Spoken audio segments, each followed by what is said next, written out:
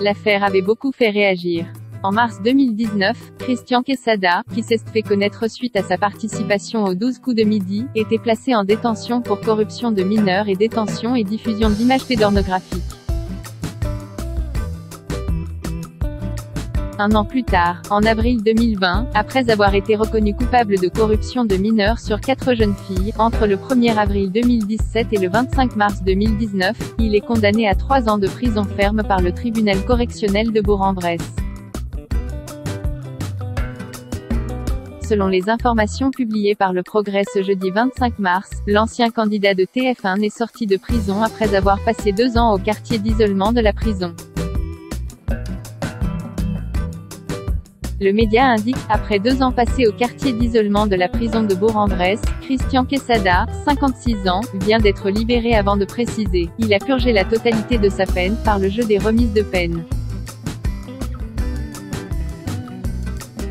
Toujours selon le journal, il aurait quitté le département de l'Ain suite à sa libération.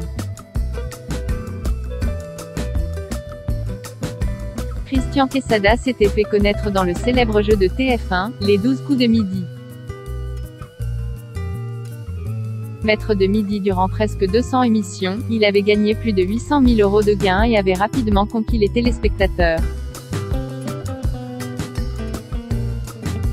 En 2017, le candidat avait publié une autobiographie dans laquelle il avait raconté son parcours télévisuel. Quelque temps après, le conte de fées s'est transformé en cauchemar lorsqu'une jeune fille mineure avait porté plainte contre lui.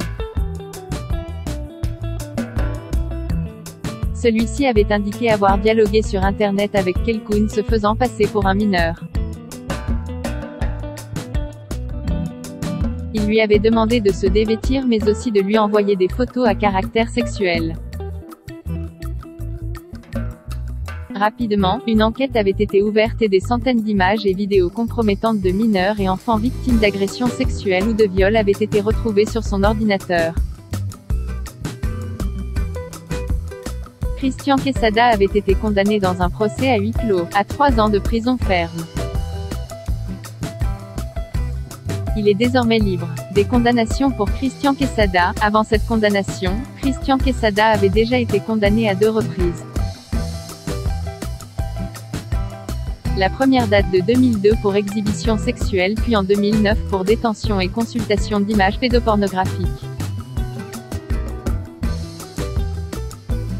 Sur le plateau de Touche pas à mon poste en septembre dernier, soit 5 mois après sa condamnation, dans une lettre adressée au chroniqueur Guillaume Janton, le candidat avait tenté de se défendre. Je vous rappelle que les faits pour lesquels j'ai été interpellé sont certes graves et condamnables, mais cela reste des délits, passibles de la correctionnelle, qui, par un aveuglement haineux, se sont transformés en un procès cathodique plus virulent que pour Fourniret, Lelandais ou Abdeslam, avait-il écrit.